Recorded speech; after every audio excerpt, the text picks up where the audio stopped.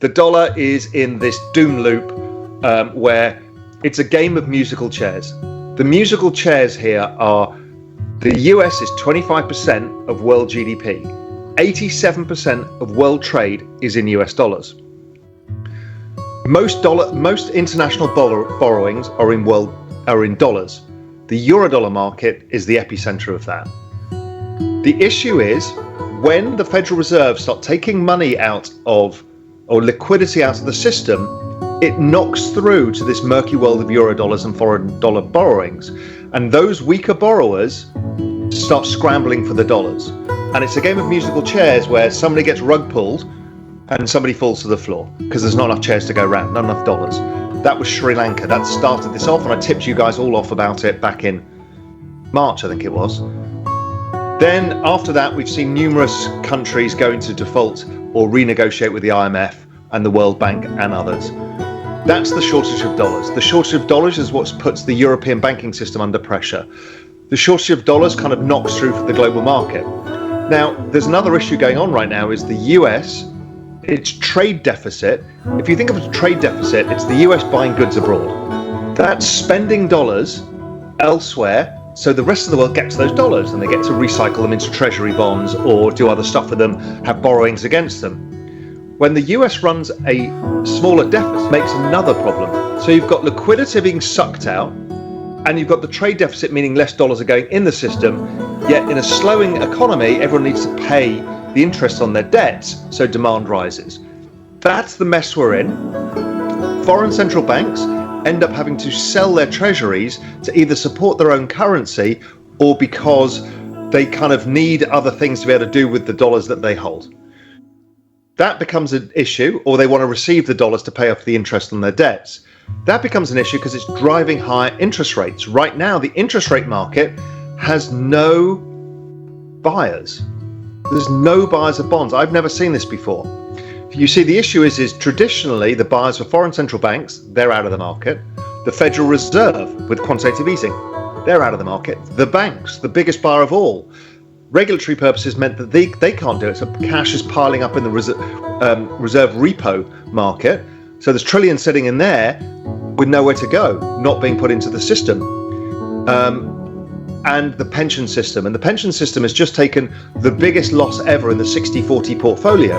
That's the portfolio of equities and bonds, 60% equities, 40% bonds. That was the safest investment style of all, and the entire pensions industry worldwide uses it. It's its benchmark. We've just had the largest drawdown in the history of that strategy. 30% if it's the NASDAQ or 20% if it's the S&P. They're missing the fact that pension portfolio has been obliterated. So if you think what just happened in the UK, there was some leverage to cover their liabilities, and with this drawdown, they blew up the pension system, and the Bank of England had to come and step in. So that's the dollar problem. The dollar problem is great for the US right now because it means that anything you buy from abroad, particularly the US buys an enormous amounts of finished goods from China, Germany or Europe, Japan, South Korea, Taiwan. Those are the big industrial nations that export goods. All of their currencies are down between 15 and 30% against the US dollar. So the US dollar imports deflation, not inflation, from those countries. Those countries are importing inflation. So Japan quashed their bond yields by yield curve control, and that has the knock-on effect of them printing more currency, which devalues the yen. Gold in yen looks great because somebody was devaluing their currency, and gold helps you nicely sidestep it. In the crypto industry, the hedge fund strategy is alive and well, and volatility is fully embraced and loved. So cheers to that. So I think the path of pain is to go lower, suck more people into short, and then rip higher. And it would rip higher because bond yields start to fall as they start finally recoupling for the business cycle. Bond yields have massively decoupled from the ISM survey. That's a relationship that's gone back 50, 60 years, including the last inflation episode. It's decoupled from inflation break-evens. It's decoupled from economic growth by any measure. The bond market, to me, is broken. It is now a function of illiquidity because nobody's involved in the market and there's only sellers. And I think it's going to cause some tremendous problems. And that eventually is going to create the answer, and the answer to everything is always more cowbell. The UK showed it. More cowbell, print more money, get us out of this problem. When people say they'll keep hiking until it breaks, well, when it breaks, more cowbell.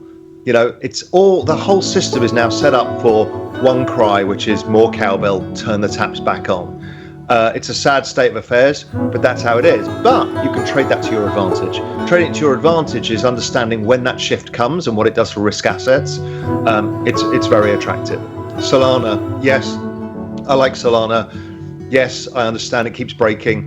Yes, I also understand that everybody knows that, so there is no informational edge in that whatsoever.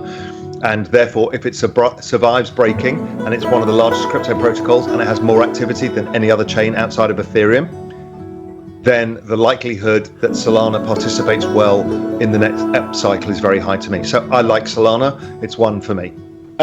Inflation, deflation. Clearly, we're in inflation right now. You have to be a blind monkey not to realize that. I actually didn't think it would go this high, but I also didn't actually have in my bingo card Russia invading Ukraine. But we get these things wrong. That's the part of markets.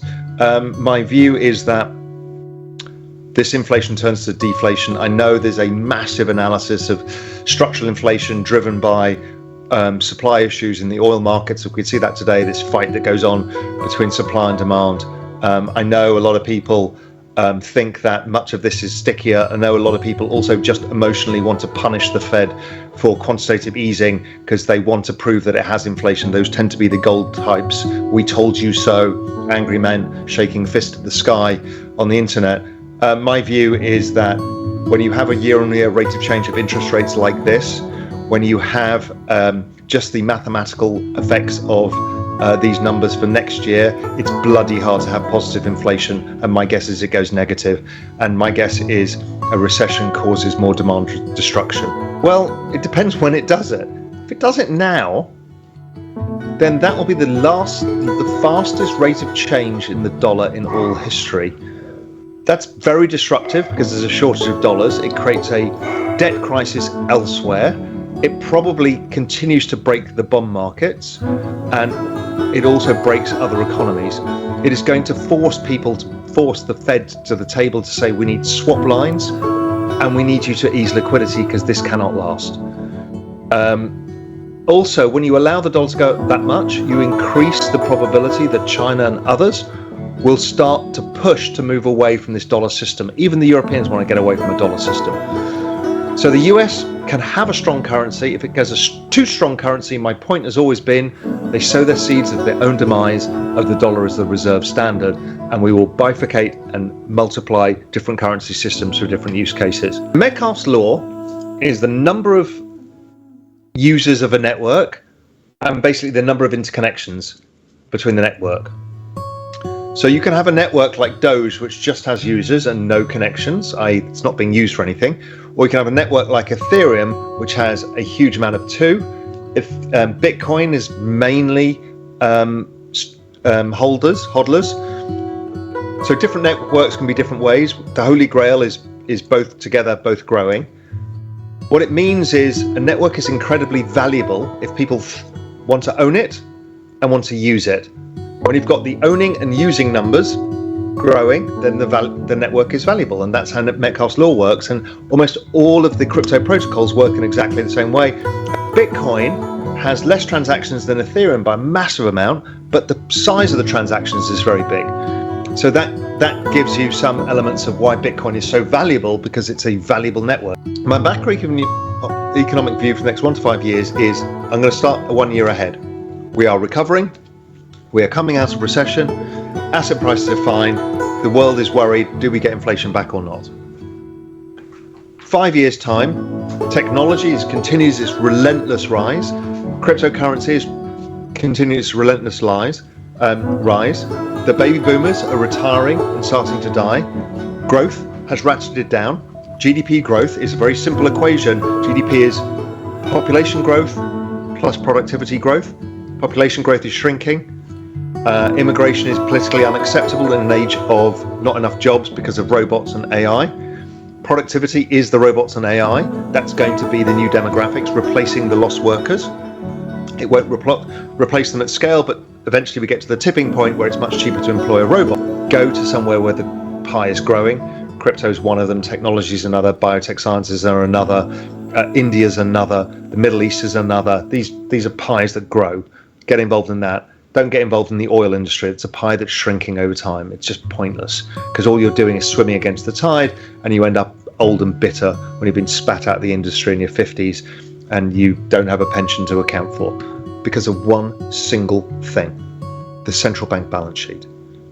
So the central bank balance sheet changes the value of the denominator, so all assets go up. It's not a bubble in assets. It's a bubble in central banks. So what you're creating is the illusion that assets are going up. But when you look at gold versus real estate versus copper versus all of these assets, they're all roughly, and equities, they're all roughly in line with each other. They always trade in big bands, but nothing looks out of whack. Everything looks out of whack versus the dollar. Why? Because the dollar's being devalued. That's the issue you've got here, and that's what people need to get their heads around. Interesting is when you do divide everything by the central bank balance sheet, what outperforms the debasing of fiat currencies? Only two things in the world. The two things are cryptocurrency, Bitcoin, Ethereum, and tech stocks, because they are both secular trends in technology. Nothing else outperforms the Fed balance sheet. So even real estate, pretty much sideways. So it does its job. You maintain wealth. You do not make wealth. Sure, real estate, you take leverage, it goes up. In line with the central bank balance sheet, you make money over time from the leverage, because also debasing the value of your debt is important.